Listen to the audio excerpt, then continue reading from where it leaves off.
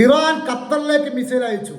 Iran ഖത്തറിലേക്ക് missile അയക്കുക എന്നാൽ ഇറാൻ അമേരിക്കൻ പട്ടാളക്കാരുടെ നേരേക്കാണ് എന്താ പറയുക ഖത്തറിലുള്ള അമേരിക്കൻ ക്യാമ്പുകളിലേക്കാണ് ഇപ്പോൾ ഇറാന്റെ മിസൈൽ 6 മിസൈൽ അവിടേക്ക് പോയി പതിഞ്ഞുള്ള റിപ്പോർട്ടുകളാണ് പുറത്തേക്ക് വന്നു കൊടുക്കുന്നത്.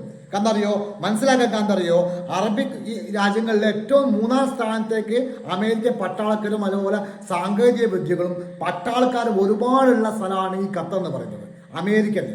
ആ താവളത്തിലേക്കാണ് ഇപ്പം ഇറാന്റെ 6 മിസൈലുകൾ അവിടേക്ക് പാഞ്ഞെടുത്തുനിന്നും ആ ലക്ഷ്യം കണ്ടു എന്നുള്ള റിപ്പോർട്ടുകൾ പുറത്തേക്ക് വന്നു കൊടുക്കുകയാണ്.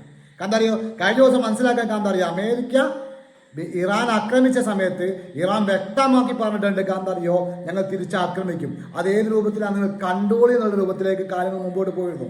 പക്ഷെ നമ്മൾ മനസ്സിലാക്കേണ്ട കാര്യം എന്താ അറിയോ, ഖത്തറിലെ ജനങ്ങൾ സ്വീപ്പാക്കാൻ വേണ്ടിയിട്ട് ഒരു അക്രമം ഇറാൻ ചെയ്യുന്നുള്ളത് വിശ്വസിക്കുന്നില്ല. അങ്ങനെ ചെയ്യാൻ സാധ്യതയില്ല.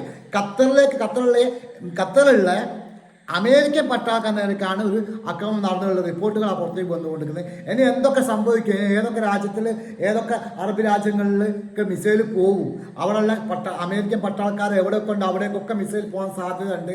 ചെങ്കടലിലും അതുപോലെ തന്നെ അമേരിക്കൻ്റെ കപ്പലിലേക്ക് നേരേക്കും വമ്പൻ ആക്രമണമായിട്ട് ഹൂതികൾ വന്നുകൊണ്ട് നിൽക്കുകയാണ്. ഇനി എന്തൊക്കെ സംഭവിക്കുമെന്ന് പറയാൻ കഴിയില്ല. കാരണം അറിയോ എന്തും സംഭവിക്കാം. കാരണം അമേരിക്കയ്ക്ക് തിരിച്ചടി കൊടുക്കുക എന്നുള്ളത് ഇറാൻ്റെ ഒരു ഒരു വാശി പോലെ നിങ്ങൾ കണ്ടോളൂ, നിങ്ങൾക്ക് ഞങ്ങൾ കാണിച്ചു തരാം. കാരണം അറിയോ അങ്ങനെ വെല്ലുവിളിച്ചു കൊടുക്കുകയാണ് ഇറാൻ.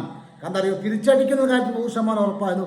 എങ്ങനെ അടിക്കുന്ന കാര്യത്തിലായിരുന്നു സംശയമുള്ളത്. ഇപ്പൊ ഖത്തറിലുള്ള അമേരിക്കന്റെ പട്ടാള ക്യാമ്പിലേക്ക് 6 മിസൈൽ അയച്ചു എന്നുള്ള റിപ്പോർട്ടുകൾ പുറത്തേക്ക് വരുന്നുണ്ട്. അവിടെ ഒരുപാട് നാശനഷ്ടങ്ങളും എന്തൊക്കെ ഒരുപാട് ആൾക്ക് പരുക്കും മരണവും സംഭവിച്ചുള്ള ന്യൂസുകളാണ് പുറത്തേക്ക് വന്നുകൊണ്ടിരിക്കുന്നത്.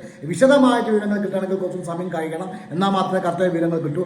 Thank you very much.